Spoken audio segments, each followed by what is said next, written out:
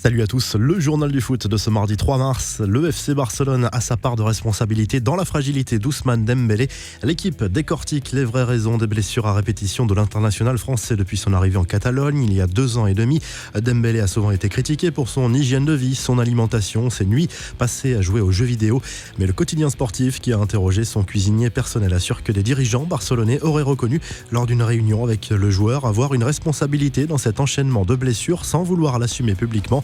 Les entraînements ne seraient pas assez poussés en termes d'intensité pour préparer les joueurs au match. Un membre de l'équipe dirigeante Blaugrana aurait même contacté le staff du Borussia Dortmund pour avoir des conseils sur la gestion de Dembélé. Lors de son passage en Allemagne, le champion du monde n'était quasiment jamais blessé.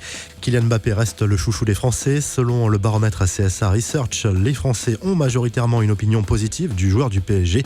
Qu'il soit fan de foot ou non, 1 an et demi après la Coupe du Monde en Russie, l'attaquant du PSG conserve une énorme cote de popularité.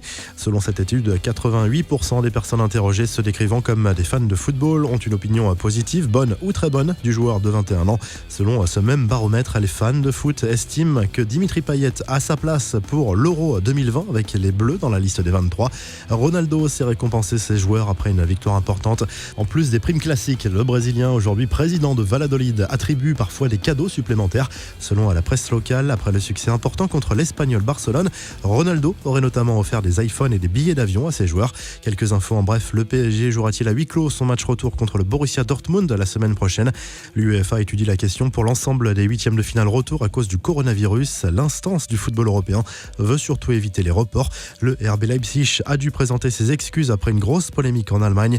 Dimanche, lors du match contre les Leverkusen en Bundesliga, des Japonais ont dû quitter la Red Bull Arena simplement parce qu'ils étaient asiatiques et potentiellement porteurs du coronavirus aux yeux de la sécurité en tout cas.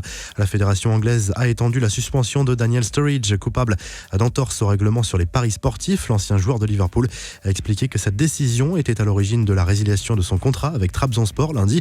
On connaît le lieu de la finale de l'Europa League 2022. Elle se disputera à Budapest et ce sera une première pour la ville hongroise. Helsinki et Kazan ont été choisis pour accueillir la Super Coupe d'Europe. Enfin, les finales de C1 féminine de 2022 et 2023 se joueront à Turin et à Eindhoven. Victime d'un tacle très dangereux dimanche lors du match Bilbao-Villarreal, l'attaquant espagnol Santi Cazorla a dévoilé une photo de la blessure dont il souffrait depuis et qui l'empêche de s'entraîner en ce début de semaine. C'est impressionnant. Enfin, le clin d'œil de Dimitri Payet à son coéquipier Dario Benedetto.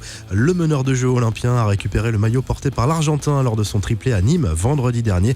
La revue de presse, Kylian Mbappé à la une de l'équipe ce mardi. L'attaquant parisien, meilleur buteur du club et de Ligue 1, est loin d'être l'idole du Parc des Princes malgré tout. Sa relation avec une partie du public est loin d'être idyllique.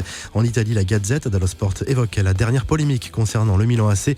Zvonimir Boban va très probablement quitter le club lombard après une interview dans laquelle il a fait part de ses désaccords avec le directeur général du club.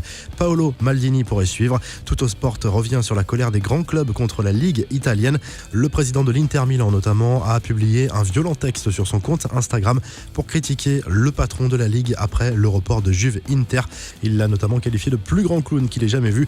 En Espagne, le journal catalan Sport fait sa une sur Lionel Messi, jugé trop seul depuis la blessure de Suarez. Le journal estime que le Barça devra rajeunir l'effectif cet été avec l'arrivée d'un défenseur central, d'un milieu de terrain et d'un attaquant au minimum. Vous retrouvez l'actu foot sur topmercato.com, l'appli Top Mercato, et à très vite pour un nouveau journal du foot.